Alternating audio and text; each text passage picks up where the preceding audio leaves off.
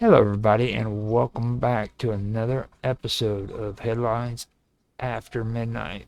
I'm Roger Hanson, and I am your host for tonight or this morning, whichever you call it, because we are from different parts of the world. Tonight, I have with me my panel, and when I get back on Jitsi, I'll be able to name them. But tonight with me is Mr. Robot, Mark Edworthy, and V. And we will be having an interesting conversation because this is actually the night that I want to go over first some of the old talking points that I've had with Mr. Robot in the past that I swore I was going to use as talking points for Headlines After Midnight. Then after that, we want to get into a conversation with V. He wanted to cover some stuff that's been going on with Donald Trump, and we can get with that. But before we do that, we have to go through some of the stuff that I wanted to cover concerning talking points that we had with Mr. Robot, because I've got tons of them. The man never stops. He just keeps running and running like frickin' Duracell battery. Like I couldn't even tell you how much stuff. How much coffee do you drink on a daily basis? He's kind of nervous tonight because he said that Depends how much I've got, you know. he's nervous too because he is running out of coffee. So Yeah, I'm literally on my. I've got one more cup left, and then it's an all-nighter without coffee. since you're here, though, I want to talk about something that you brought up in chat, and I want to find out exactly the details behind this. You weren't here when I brought it up the last time, but you had mentioned in chat about this quasi-judicial body in Italy that fined Cloudflare $17 million, and for I went and I checked it out and everything, and it's actually pretty interesting. And because what they did is they find him, they find they find him or them $17 million for failing to go along with their scheme Review the case notes. to censor the internet. I found the case notes, but it was all written. Was all a PDF written in Italian. I was going to translate it, but Yeah. didn't get around to doing it. Well, I mean, if you want to kind of elaborate on that, because I know I talked to you about it already, but if you want to kind of put your input in and then have Mr. Robot I talk. can't remember how to go back to one second chat. Well, basically, what I mentioned the law, didn't I? I mentioned what was it? Law, Italian law 96, 97. what In Italian law. yeah, Oh, it was the piece of legislation that the Italian court were trying to do on Cloudflare. So what did they want censored again? It's been a while since I looked at it. It was related to copyright. yeah, on Yeah, but what? January, Copyright. I can give you some of the information. It was something specific. Like there was one company, wasn't it, that they wanted to censor? On January the 8th, 2026, a quasi-judicial body in Italy fined Cloudflare $17 million for refusing to comply with the country's piracy shield system, a mechanism requiring internet infrastructure providers to block access to websites accused of hosting pirated content within 30 minutes of notification without judicial oversight. Wow. Due process, appeal, or transparency. More complicated than that. Now, Cloudflare CEO Matthew Prince described the scheme as a censorship gambit and criticized it as enabling a shadowy cabal of European media elites to dictate online content globally. risking the integrity of Cloudflare's 1.1.1 public DNS resolver and potentially blacking out any site on the internet. Now Well, the EU has that does control the internet. I mean, the the Uh, the new terms that you have to agree to. I mean, these internet providers. There's so many EU laws on it. It's insane. this wasn't about the EU. This was the EU could, if I remember rightly, the EU could prosecute Cloudflare on the the Market Service Act, Market Service Act that came in force 2-3 years ago. But Italy is actually enforcing this on piracy, copyright or intellectual property legislation. Yep. And now the last part that I've gotten I pulled up as note for it was that the fine was calculated as up to like 2% of Cloudflare's global revenue, despite the company's 8 million in Italian sales in 2024. It's actually 2% of global company revenue, or a maximum fine of 13 billion, whichever is greatest and whichever is more possible. Okay, so it also goes on to say that it exemplifies what Prince's term was as extrajudicial overreach.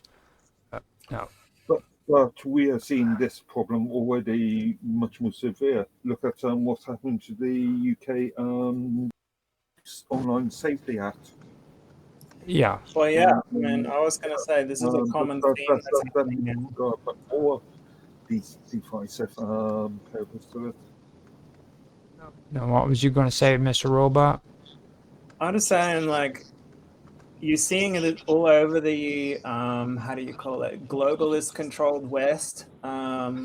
They try to create these bureaucratic bodies that are meant to sort of regulate themselves, and if people don't comply with them, they'll fine the crap out of them until and just make it so expensive that people comply. And that's just like a common theme with censorship nowadays. That's the running strategy, it seems.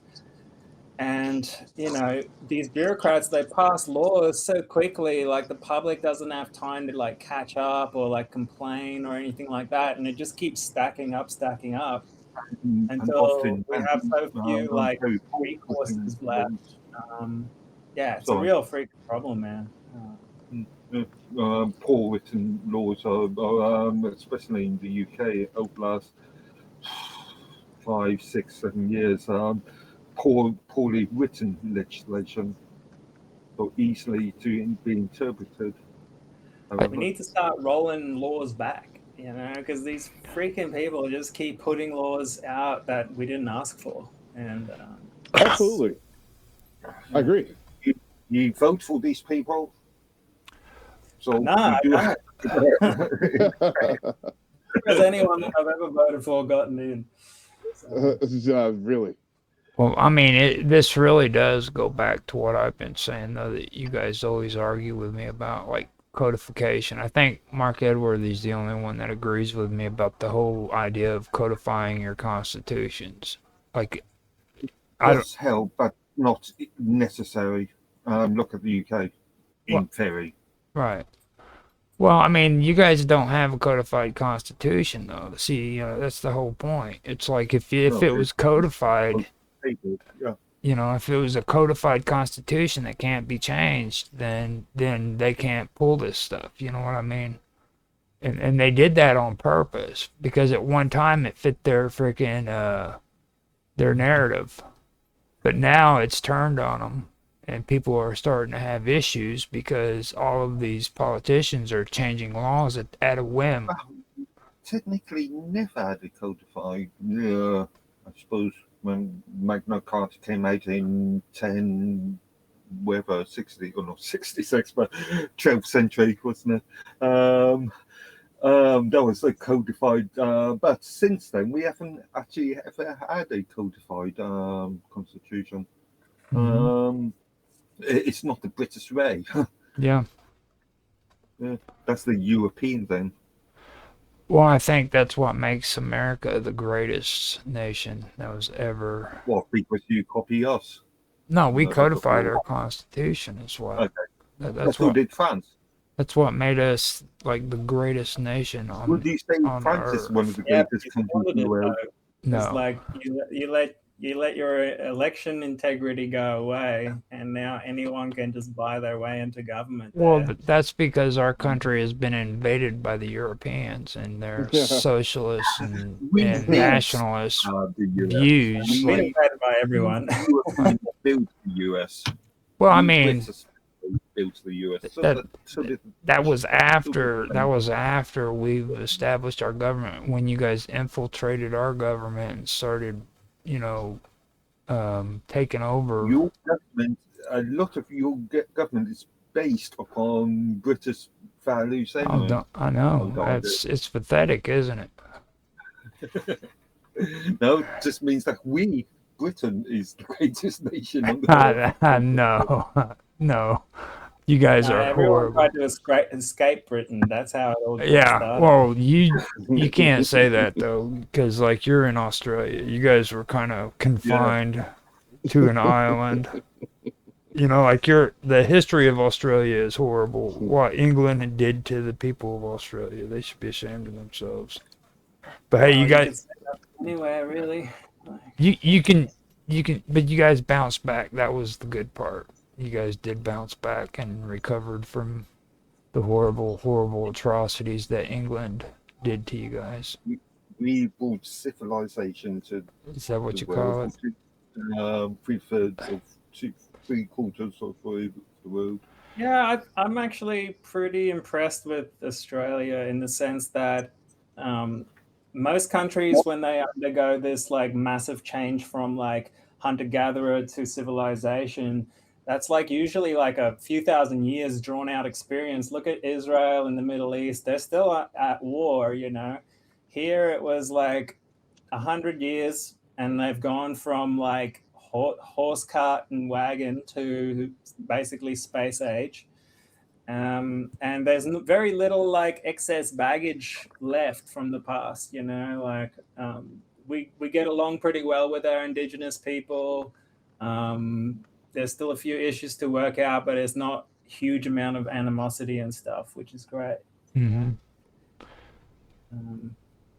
Now, I was wanting to make a comment about like this thing with Cloudflare.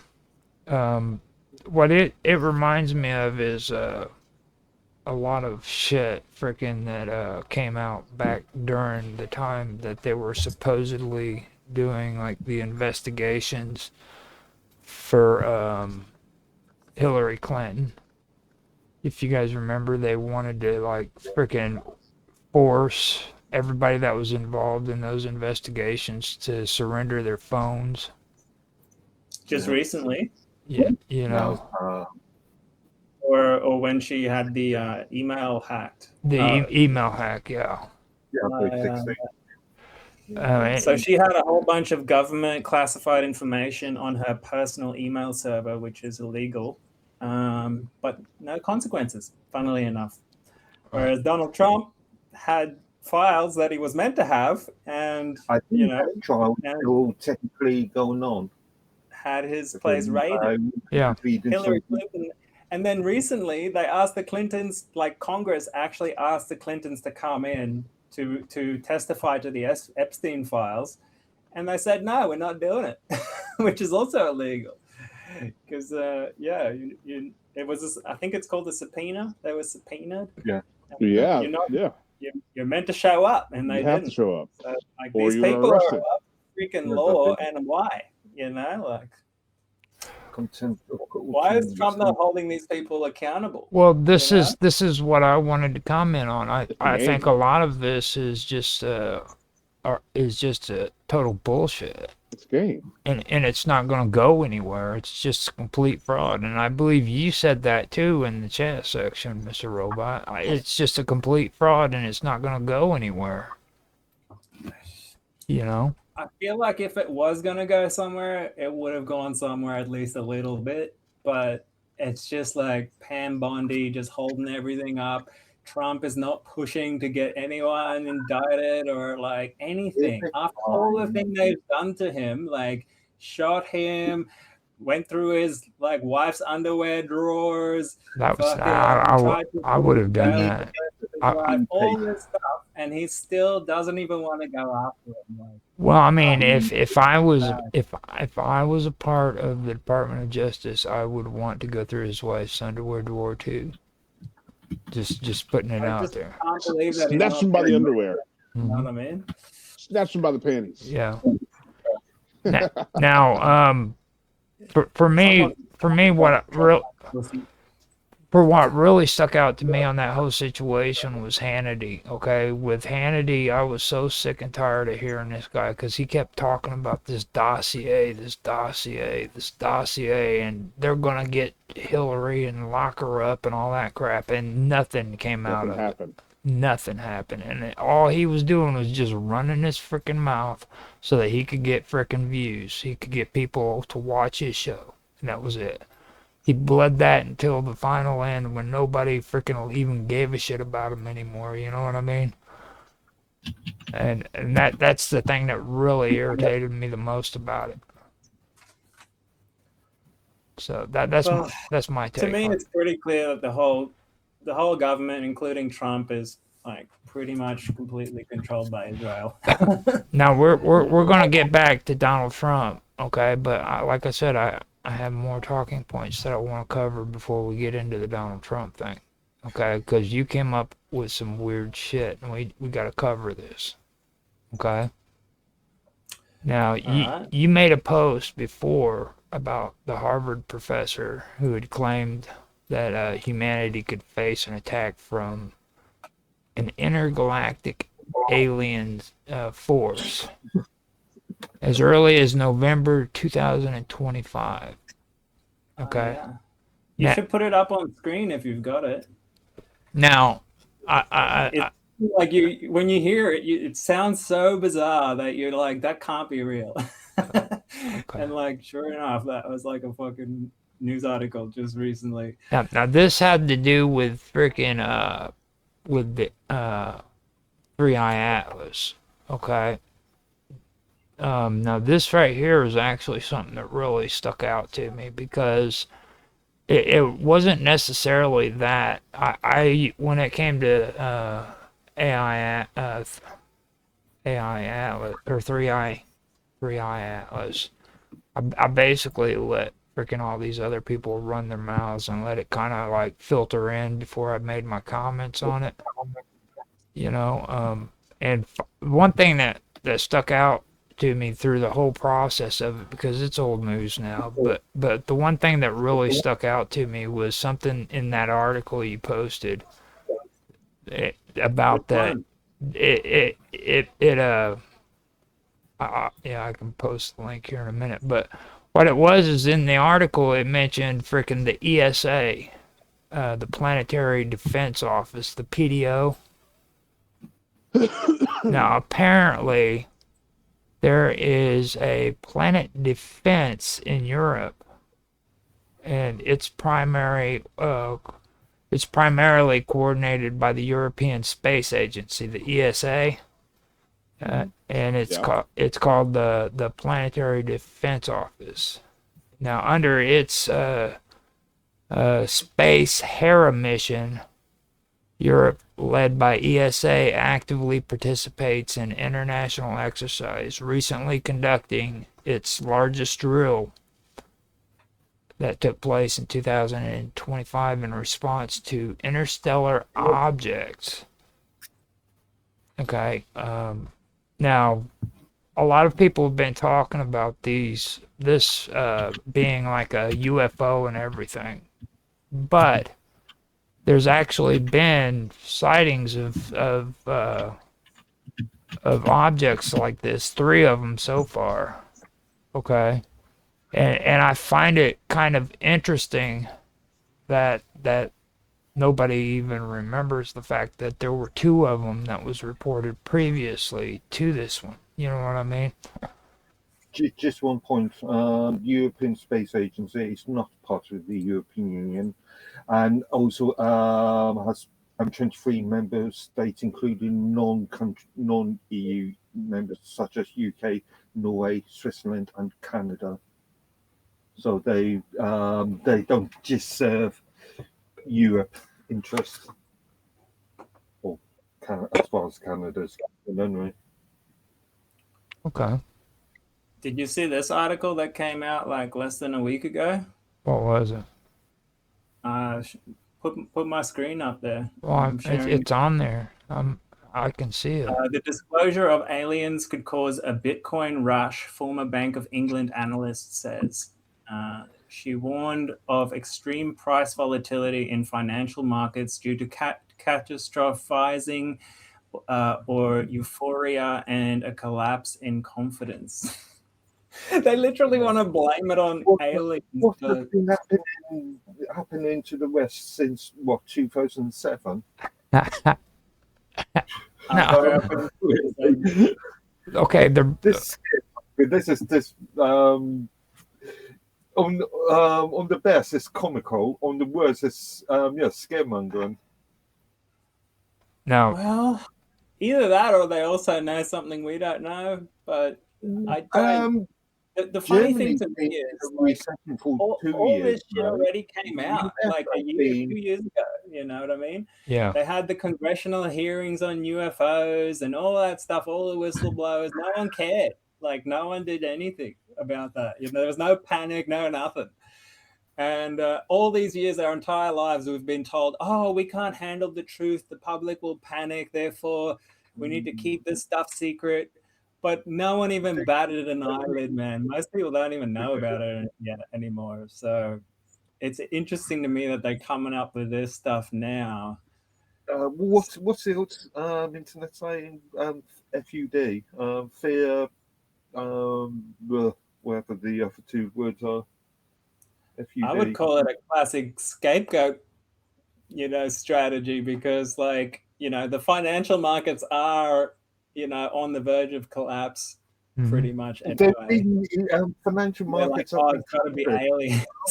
Look at what's happening in the UK. It's got nothing to do with hyperinflation and everyone buying metals. Okay, anyway. So the thing, now that you guys are bringing that up, let me add this in, because this is something that I did want to pull up. And the whole thing about this is when it comes to the ESA, okay? Now, they also say that they have strategic drills and exercises that they participate in. Now, it says that Europe conducts large-scale international exercises to simulate responses to potential impact scenarios. Yeah. Okay, ensuring coordination between space agencies, military radar, and emergency responders. So if they have this kind of capability where they're simulating these things, what's to say that this object that we're looking at and that everybody thinks is out there isn't actually out there? It's just a simulation that's being pushed onto us. Well, we've got a pretty robust detection system for, near misses or potential hits from cosmic objects. I can't remember the program's name, though. But do you remember, a few years ago, they did that test where they flew the satellite into a comet to try and deflect it? It was called the Mosquito Project. No. So I got a question for you guys. So, does a false flag wave in outer space? Yeah. Well, if you look at the old moon landings, no. Yeah. But that goes back to what you feel about the moon landings. Do you think they were real or were they faked? Well, so I think so. Everybody has a piece of it. Everybody's right and everybody's wrong. We absolutely went to the moon. However, the footage that we were shown was not.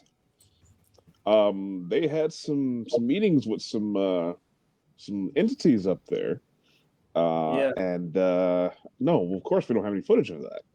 So what we got was We fake. do have footage of them sighting stuff out the window, though. Remember? And they had to like cut the feed at one point because they're like, "Oh, they're back!" You know, like we see these things buzzing around.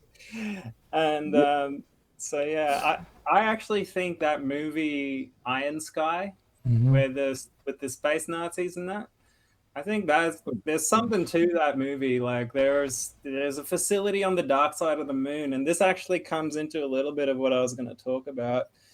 But yeah, I'll get into that in a little bit. But basically, yeah, I think there was, they did go up there, but they had to fake a bunch of the footage because they couldn't show it to the public because the real mission wasn't just like going to the moon, the real mission was finding out what the fuck is on the moon, because they already knew there was facilities up there. And so they made contact with whatever is up there. And but we'll get into that in a bit. Now, initially referred to by the temporary designation A11P13Z, 3I Atlas drew immediate attention from astronomers because of its peculiar motion. Rapid follow-up observations and reanalysis of previous data led to the preliminary conclusion that the object was not bound by the sun's gravity.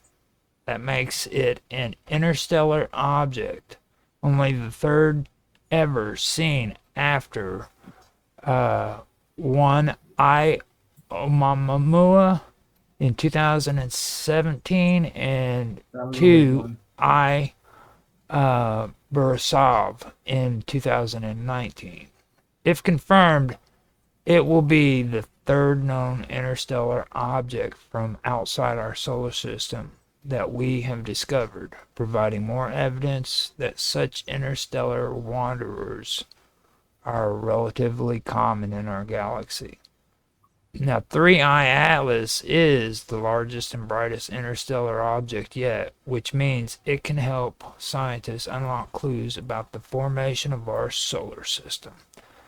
And I do have the link for that article that I will put in the comment section for you guys if you want to check it out.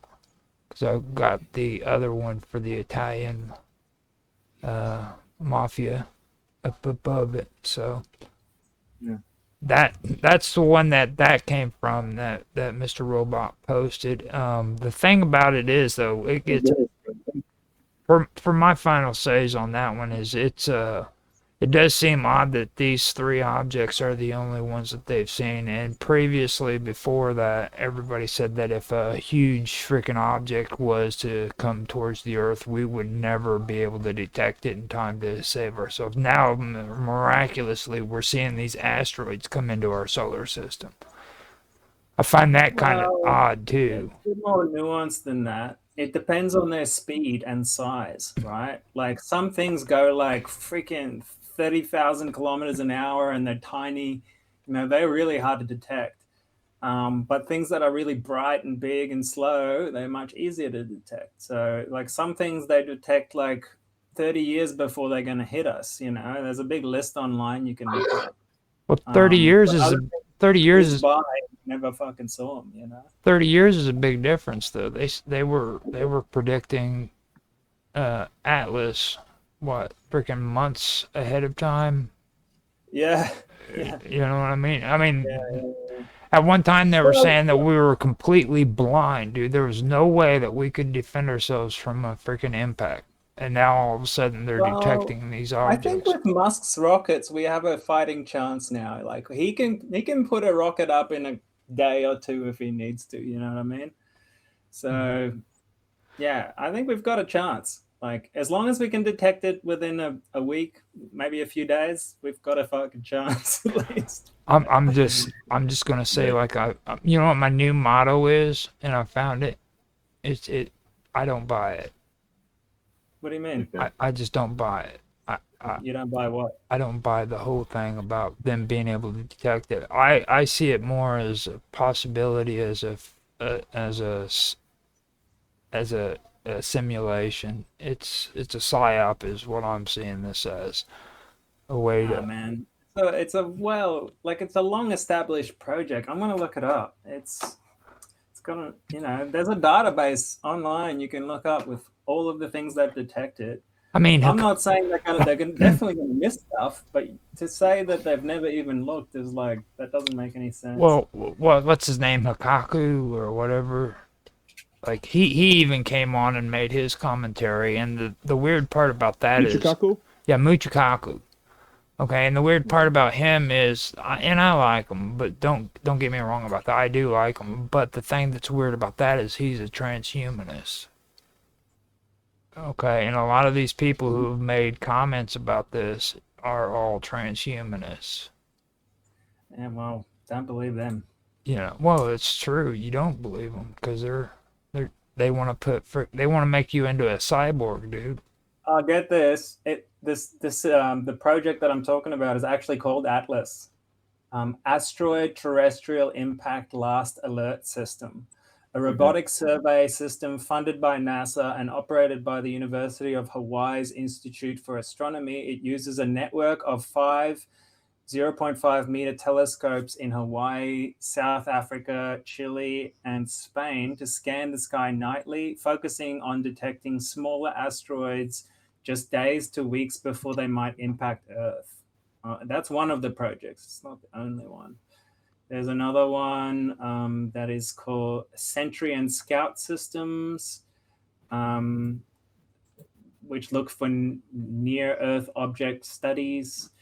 NEO Surveyor, which is a planned space-based infrared telescope set to launch in 2027. So that's not up yet, but so there's a bunch of these programs that look for potential impact objects, Mm-hmm.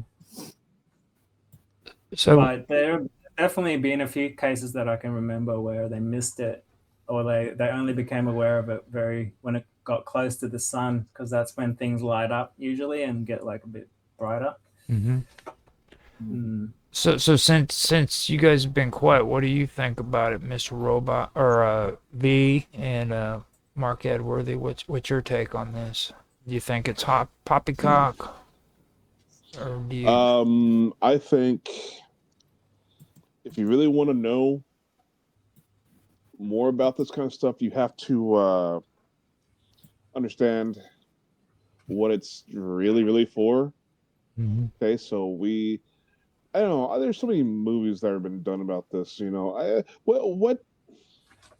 What alert are we truly going to get? I know the governments don't get their alerts. They'll be on top of it. However, what's that going to do for me? What's that going to do for you? There's so many of these continuation of government facilities. AT&T got real excited to be deputized by the NSA. There are so many governmental facilities sponsored by AT&T and other telecoms, and they're really getting down with the telecoms people, because I'm sure because of satellite cooperations and other things. But look at those continuations of government sites. They might have some strategically placed in certain areas to make sure that they're protected from certain impacts from a different direction. Maybe that they see something coming 30 years from now, 50 years from now, and they're not telling anybody. And these people already just want to wipe out most humanity, anyways. I think, uh, I think we shouldn't be so concerned about the detection systems, because they're just going to input whatever data that they need to and create a false flag. The hell, with a nuclear weapon? Who knows? Just so they can start getting rid of some of us and create these zones where they huddle people up and treat us like cattle, right? Because we won't outnumber them so much anymore, and they'll have all the technology and powerful weapons, and you know everywhere that it's going to go from that direction. So I think we need to be more concerned about uh, actually getting academics, more and more academics in the field of this stuff, because I mean we're in the dark ages of technology right now. Okay, we need to bolster the education. We need a renaissance of technology because things are getting away from us right now. Things have gotten away from us. Nobody on this call can fabricate a cell phone if they wanted to. That's terrifying. Only the government corporations can. Say that again about cell phones. Sorry. That's What'd what you I was say? getting ready to say. Like, I can do it, right? I mean, You I was doing that stuff with beepers back in the freaking 90s, dude. you can make a cell phone, Yeah, a touchscreen Android phone right now. yeah. I can actually Yeah. build one from scratch. I think I've got an Orange Pi board, which has got a 4G Not a cell module. phone. I You guys are can missing the point. I Not a can cell do I phone. it. can make a crappy one, but I've got a few open source phones that run Linux. You know, It's doable. it's you can do it. It's not gonna be like the actual company brand quality, but you can You do it. don't want the company brand anyway. That's all fucking backboard and You shit know how now. much money you want to spend on it. See, Well, you've walked into a freaking beehive, B. You know what I'm saying? Like no, you you guys you are totally realize missing the point. you realize the talent that's in this room, right? These people, like I was making beepers back before freaking cell phones were even popular, and I learned that from a guy who went to DeVry. You know what I'm saying? It's like Well, then I'll challenge you. Make me a freaking cell phone. I can do it, but I don't want to freaking say anything over the internet about it. I want you and Mr. Robot. I want a cell phone. Okay, Oh, you want one? I want one. Make me one. Well, Yeah. I mean, 200. it's better to get one that's like, you know, Okay, well then back to my professionally made. point. Back to my freaking well, point. see, the thing is, is Like, it's not have a look really. at ones that are like DIY, right? Online. They're big and they're clunky. It can be done with a Raspberry Pi and stuff like that. You could projects like the Pine phone and the Fairphone, which are user replaceable Yeah. internals. But I've got a Librem phone, which is an open source Linux phone. Only You can get the software Pine phone as well, which is open source. Pine phone. They're much nicer to use than building one. Fuck that. Well, I mean, when I say make a cell phone, I mean total fabrication. The wires, the chips. Oh, that's I mean ridiculous. everything. Now you're just Okay, how talking. much money do I just put up We're it? talking about If you can make fabricating if it you back guys in can the make day. a computer chip in your living room, I will come over there. I'll That's just ridiculous. slap you on the Okay, back. probably $9 dollars. I'll But you buy got to you a realize, bottle of like, vodka. our I'll entire slap you on the back. civilization is built on not understanding how anything works. If we had to suddenly make everything from scratch, we'll be back in the Stone Age tomorrow. You know? Well, that's what I'm saying. So this is why there will be a major advantage over us, and we're just letting it happen. We're just letting everything go by the damn wayside. And with these corporations and these governments, they want to regulate what we can own. Just like, for example, like a laser pen. There's a certain there's laws regulating how powerful your laser pen can be. Mm. Yeah, but that's full Well, that's safety. kind You of know, fair enough. You can like take an airplane out of the sky with a good laser. You could, Ah, but that would be our ability to fight back against a corrupt system. Yeah, I mean, look, if you really wanted to do it, you can buy a diode from China and make your own laser. That's Oh fucking yeah, crazy. I've watched 1,000 laser videos. I probably could make a laser right now. But more importantly, like back in the day, you used to be able to get any kind of lab gear and equipment you want, any chemicals, and like, just do your own alchemical experiments at home. And no one said shit. And now everything is so like locked up and regulated. It's like there's very little like homemade innovation these days. Like very little. you know what really Very irritates me though? What really irritates me is the fact that that freaking nobody even talks about the anarchist cookbook anymore. Well, do you know there's a second anarchist cookbook? Oh, that came out like in the 90s, didn't it? You don't even know about the anarchist cookbook? I think that book, if you owned it in the UK, digitally or print, and there was an investigation for you on certain crimes, that could be sufficient enough proof of having a suspicion of being connected to terrorism. Yes. So they can't enact on it itself, but it could go and get be an excuse for a police officer to get a warrant from a judge. That's horrible. See, I mean that's really horrible. Just for owning a copy. Yeah. And see, In the U.S., I mean, yeah, the feds could harass you. They can watch you. They try to watch you, put surveillance on you, and try to scare the crap out of you. It's not illegal to own. God knows how many times I've downloaded it, but when I was a kid, I only ever downloaded it because it was illegal. Yeah, no, that was the only appeal. And I read it, It was like it wasn't that impressive. It was not impressive at all. Yeah. It's like half the stuff in there is like stuff, kids would do just on their own, just going outside and hanging out.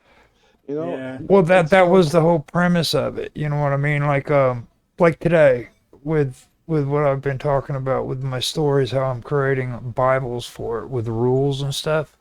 Like they were doing this stuff back in the freaking 90s with computer programs manually instead of using AI. You know what I mean? It was like freaking you would turn around and it was a compilation of information that was put in there that had to do with like how you could do things illegally, and it was from the basics all the way up.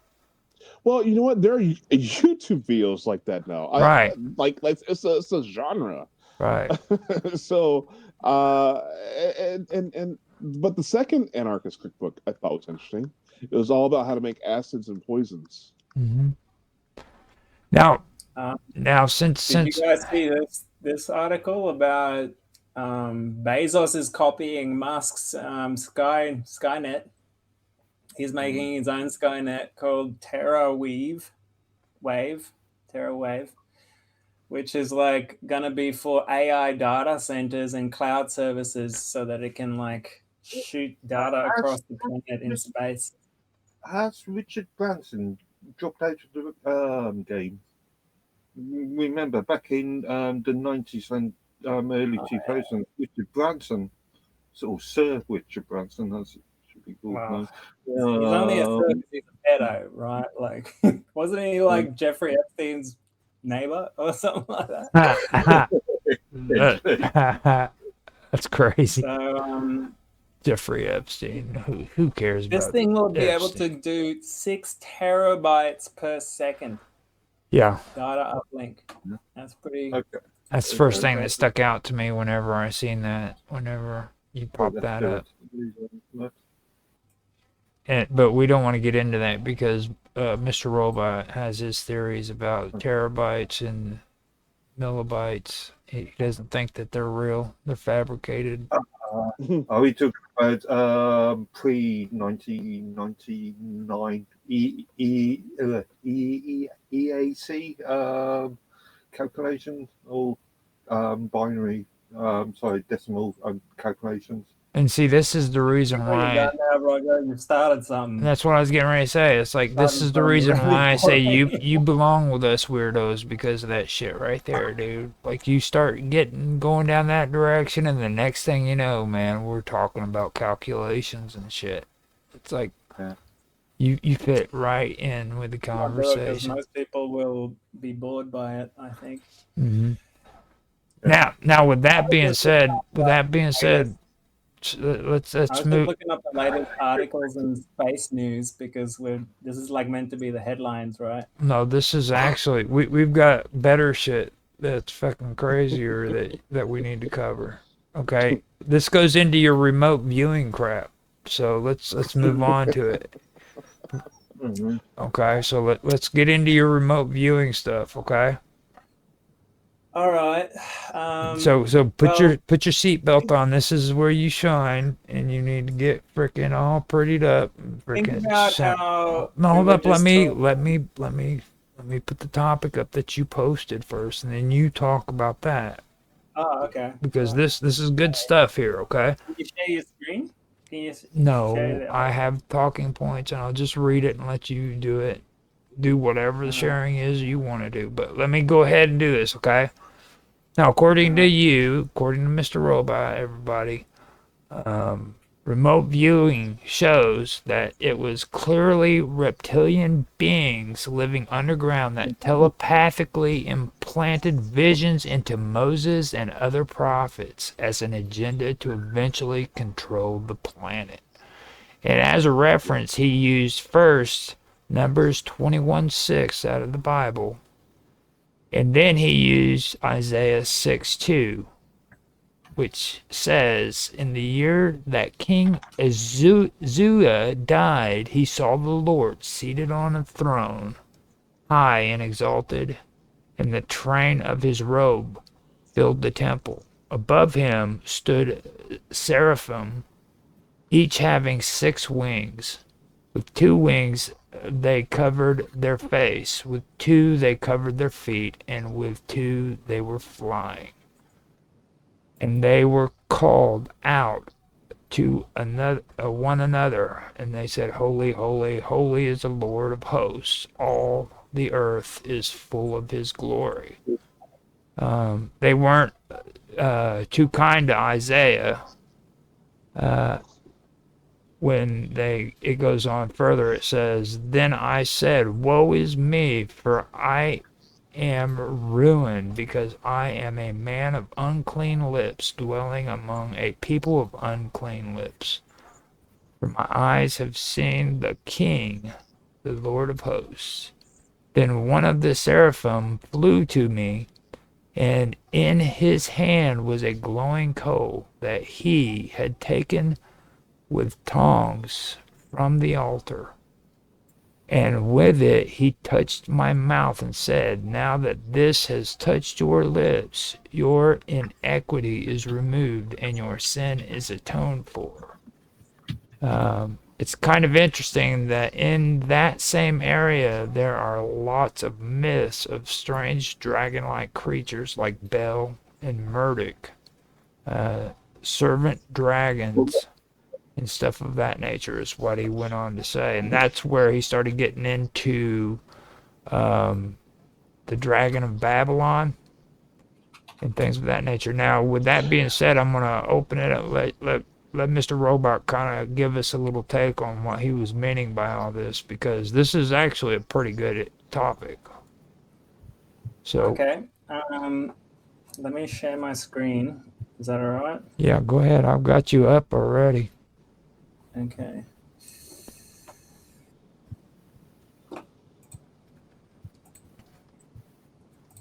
This gets pretty intense, actually. This is a pretty good comment or Can a you see my topic. screen? Yeah, I can. So, like you were saying, in Mesopotamia in the Middle East, there's a lot of different types of dragon mythology going way back into the ancient past. One of them is called Usumgalu. Was a lion dragon demon, and one of the three horned snakes in Akkadian mythology, often associated with the gates of the underworld, right? Now, remember how Roger was saying these beings were living underground? Okay, now there's a lot of information that suggests that this is true, both in the ancient past and in the modern day.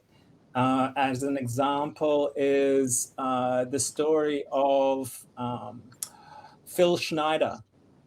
Do you guys remember Phil Schneider? Oh yeah. Yep. Yeah. So he basically, I'll get a picture up of him, Phil Schneider. I used to He was have a one. contractor that worked for the US military to build deep underground bases. He was an engineer. And basically, he came out and basically described to people how in this specific part of the US, actually not far from Zorro Ranch where Epstein lived, there's a US base there.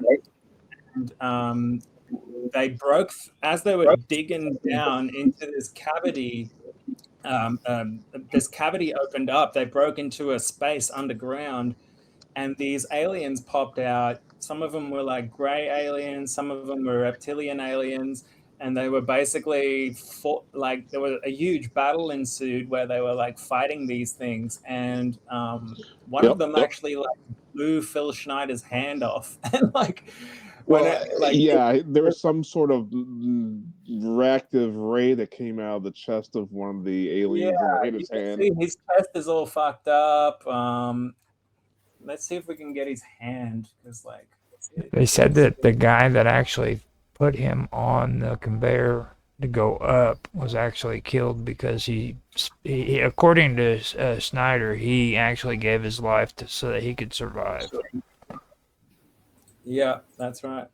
And you can see his hand here. He says it's like that because he held his hand up to sort of block it, but this like energy beam came out of the chest of this gray alien and basically just shot his fingers off. And he's got the scars to prove it, basically. And man, I highly recommend anyone who hasn't listened to his story, go listen to all of his stories that survives, because they are insane. Like and totally like you can tell he's a with it smart guy, like, you know. Let me interject here. Just for those people who are not familiar with Snyder, I know I've done some investigation on this story. He tries to present a lot of evidence that I'll give an example. He has a father who was working with some military project, supposedly, and a high-ranking man, and he had pictures. He showed everybody pictures. However, at the time, to go along with the story, of the time period in which his father was doing these things, these secret projects with the government, he's got pictures of his father in a room with these people, but you can see there are objects that are out of place in the picture that didn't exist yet. So I kind of, huh? Like what, for example? Like a phone on the wall, and there was a certain kind of light fixture up, for example, that just you didn't find those at that time period, in which he claimed. So his stories, as wonderful as they are, I've never seen the pictures of his father, but I've only watched like his conferences and stuff like that. Yes. And what I will say is, like, when I first listened to it, it was so out there to me that I just didn't think much of it since then. This was like 10 years ago, maybe 20 years ago that I first heard about him. And it's always been sort of filed away in my mind somewhere. But about 3 years ago, these people that I follow in remote viewing actually did a remote viewing project on Phil Schneider's story.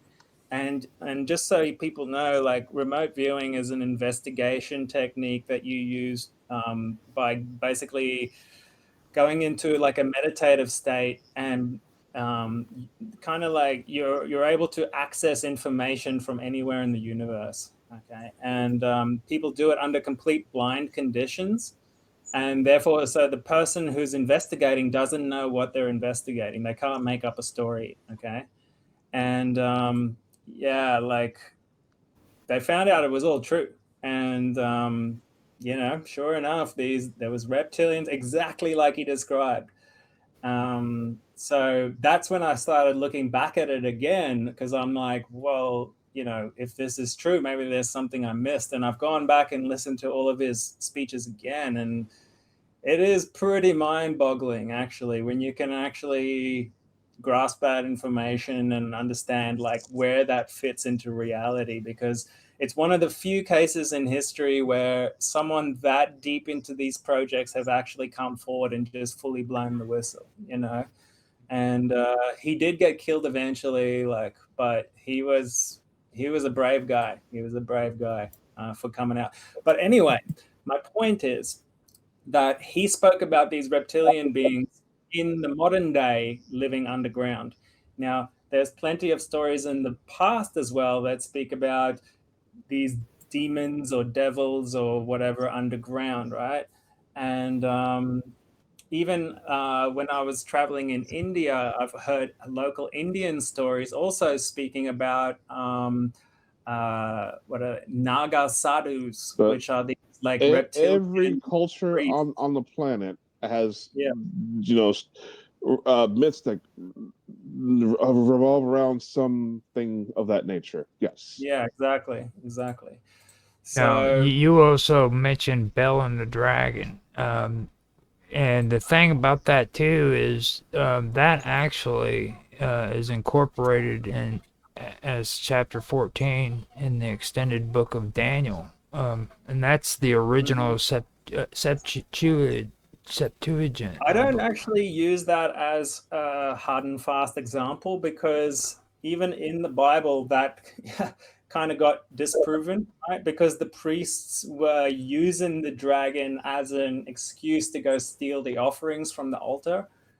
But the only reason the king thought it could be real is because that was based on even older myths that incorporated dragon mythology. But it wasn't mythology to them, it was real, because they experienced these dragons thousands of years ago. Okay, so in the time of Moses and before, these things were real. Freaking reptilian aliens came out of the sky and decimated entire civilizations. Okay. Mm-hmm. And this has been sort of verified with the remote viewing data. Okay, and here is an example I like to always refer to. This is in the Bible in Revelations 12:7. It's called the War in Heaven. And it says, "And there was a war in heaven. Michael and his angels fought against the dragon, and the dragon fought his angels, and prevailed not, neither was their place found any more in heaven. And the great dragon was cast out, that old serpent, called the devil and Satan, which deceiveth the whole world. He was cast out into the earth, and his angels were cast out with him." Okay, now where were they cast out from? They were cast out of the heavens, or AKA space, right? That's where this war was going on, in space. And they were cast out of space into the earth. Now, we don't know what that means, whether that means the surface of the earth or actually inside of the earth in like some kind of cave system or something, but that's what it says. And I hear a loud voice saying in heaven, "Now is come salvation and strength and the kingdom of our God and the power of his Christ." Mind you, this is before Jesus Christ. All right. So Christ means something else here. "For the accuser of our brethren is cast down, which accused them before our God day and night." All right. "And they overcame him by the blood of the Lamb and by the word of their testimony, and they loved not their lives unto death."